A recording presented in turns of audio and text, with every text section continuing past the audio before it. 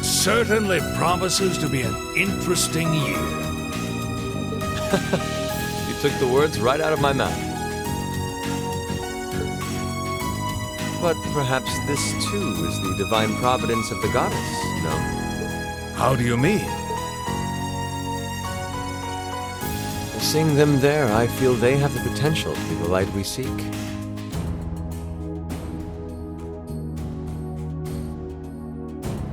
A light that can break through the storm clouds that continue to build over our nation day by day.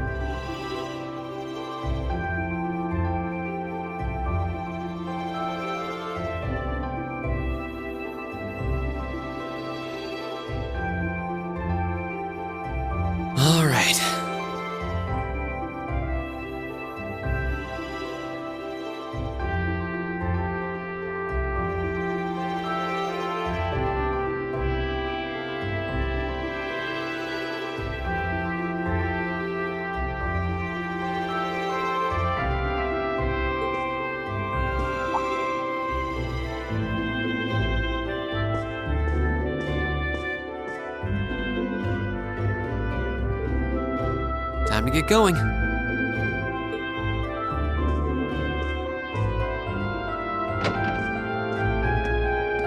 Oh, Rean! Morning, Elliot.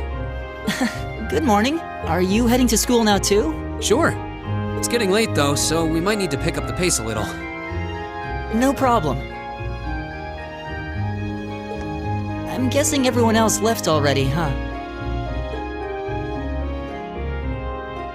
I think so. I'm not sensing anyone else on this floor, at least. Gaius in particular is probably long gone by now, being the early riser he is.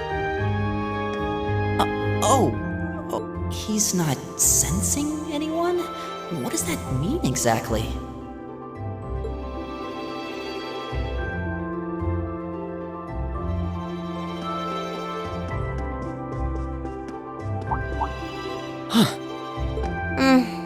Good morning.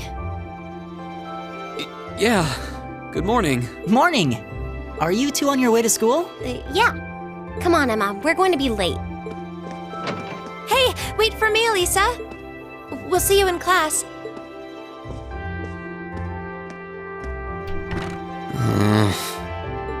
I never would have guessed she'd hold a grudge this long. She knows it was just an accident, right? She has to.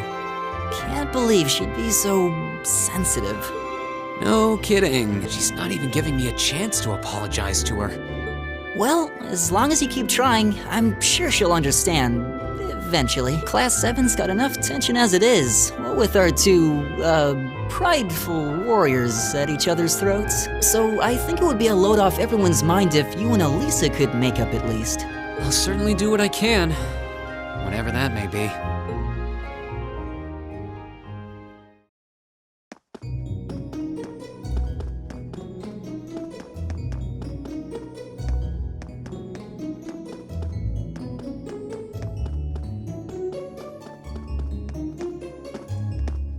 These past 2 weeks have really flown by, haven't they? It's funny. I went into this thinking combat practice would be the toughest part of the curriculum.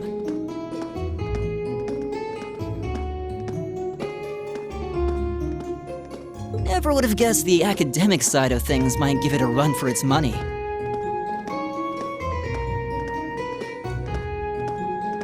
Well, strong in body and mind is pretty firmly embedded into Imperial culture. I do get what you mean, though. I figured I'd be able to coast through the year, but I've had to very quickly reevaluate that. You too. I wish I were as smart as Machias or Emma. They don't seem to be having any problems at all. But then Emma got the top score on the entrance exam, and I'll bet you anything Machias wasn't far behind. I'm sure. Eustace and Elisa are apparently doing really well, too. As are Laura and Gaius. Really? Guess I'm just gonna have to suck it up then. Though I really do hope they don't mind. Huh? I'm not sure I follow. Oh, sorry. You got me thinking about Eustace and Laura. I've been talking to them the same way I talk to everybody else, but they're both nobles. And Eustace's family rules over the whole eastern side of the Empire, so it kind of feels like I should address them more formally. Well, they both said it was okay, so I wouldn't worry about it too much. Though you probably shouldn't go picking fights with Eustace every chance you get, like a certain someone else. Oh, I don't plan on it. I'd hoped they'd get along a bit better over time, but if anything, things seem to be spiraling downhill fast on that end. When the two of them are in the same room, there's just this constant tension in the air. It's not all Machias either. Eustace seems to enjoy provoking him at every opportunity. I can't even imagine what it would take to make them see eye to eye at this point. Yeah, I wish there was something we could do to help them get along.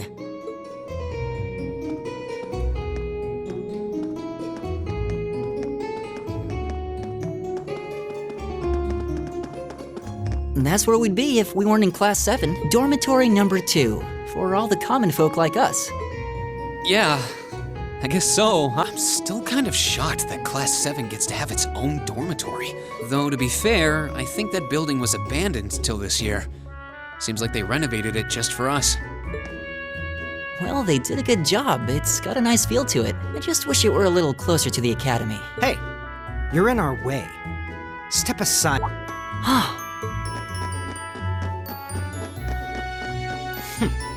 Class 7, I see.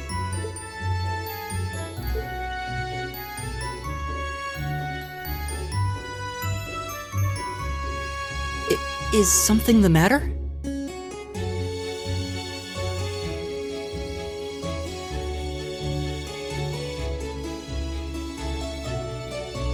You're just a ragtag bunch of nobodies, aren't you?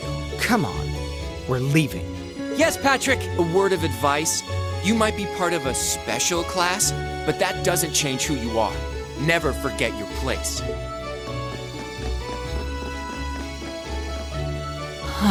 So they're from one of the upper classes.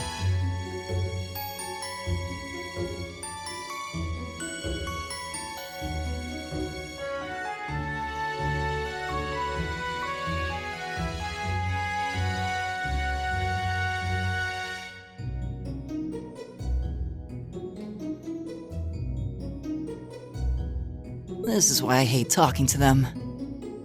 Unfortunately, that attitude is all too common among the nobles.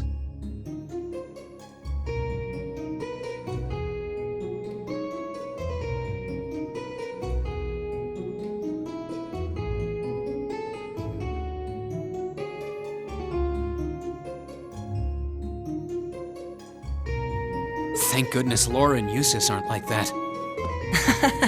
Yeah, that would be pretty bad. That's the infamous dormitory number 1, where all the nobility lives. It's supposed to be super fancy inside with... Wow, really? Guess that's our cue to pick up the pace. Yeah, sorry. Oh, hey, have you picked out a club to join yet? Doesn't sound like you have to or anything, but it's probably a good way to meet people. No, I'm still looking. It's hard to decide on one.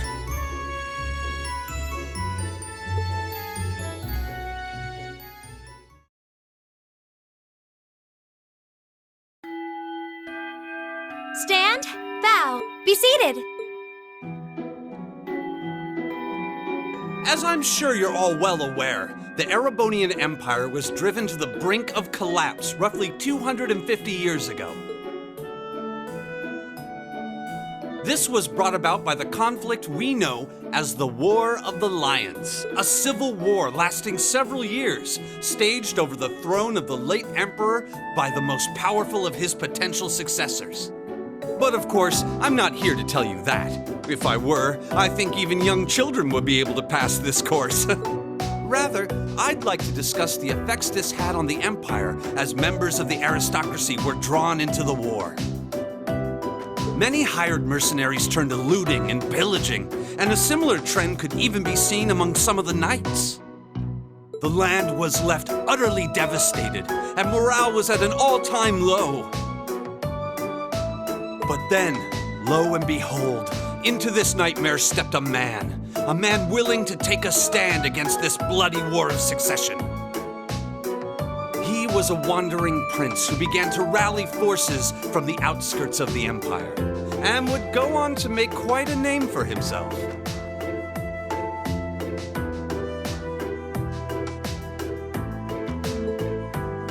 And that name, of course, was Drycles Rhysei Arnor.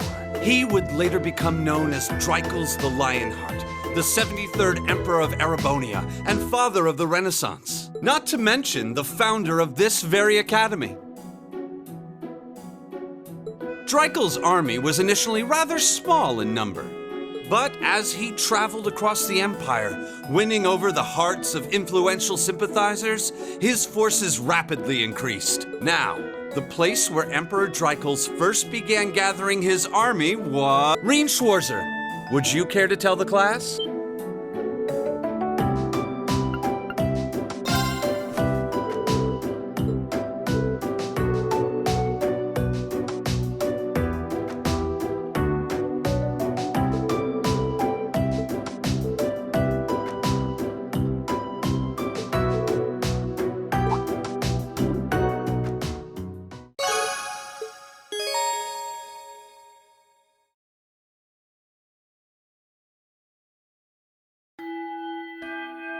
Nice work, everyone. You made it through another grueling day of classes. In case you've been living under a rock, please don't forget that tomorrow is your first free day. It's not technically a day off, but there are no classes, so it's up to you what to do with your time. Why, you could go shopping in the capital if you wanted to. Or just do what I do and sleep all day. Sleep is so wonderful. Will the Academy's facilities still be open for our use? Yes, I'd like to be able to use the free study area in the library myself. Of course! This school shuts down for no one, so feel free to patronize any and all facilities as you like. A lot of clubs have meets scheduled for these free days as well, so anyone who's joined one should probably check on that. I see. I'll be certain to do so. Also, before you leave, we should go over what's happening next week. On Wednesday, you all have your practical exam. A practical exam? What does that entail exactly? It's part of your combat training. You'll be graded on your performance, so make sure you're well rested and ready for battle by then. Might be a good idea to do some training on your own time too, just to keep from getting rusty. I definitely don't like the sound of that. Oh, and one more thing. After the practical exam is over, I've got another important announcement about a major part of Class 7's curriculum that I haven't mentioned at all yet. What? Here it comes. So, whatever you choose to do on your free day, make it count for something. That concludes today's homeroom. Machias, if you'll do the honors. Yes, instructor. All rise. Bow.